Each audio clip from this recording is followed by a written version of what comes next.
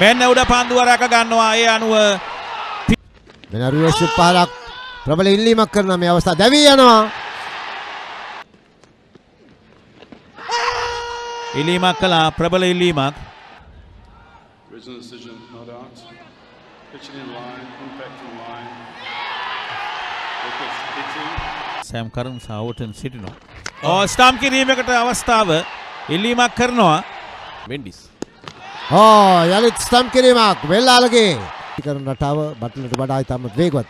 උඩ පන්දුවක් පෙරලා ලබා දෙනවා ජනිත් වෙල්ලාලගේ. බට්ල ඉදිරියට ආපු නිසා. ඉදිරියට පැමිණ පහර එල්ල කරන්න ඉහළින් පන්දුව ඇදීන ක්‍රීඩකයෙක් ස්ථානගත වුණා. දුනිත් වෙල්ලාලගේ දැවී යනවා. කෙලින්ම පන්දුව කඩුල්ලේ වදින්නේ. උඩ පන්දුවක් රැක ගන්නවා මේ වෙන විට. පොඩොස් පන්දුව ගුවනේ ක්‍රීඩකයෙක් ස්ථානගත වුණා. රැක ගන්නවා දුනිත් වෙල්ලාලගේ.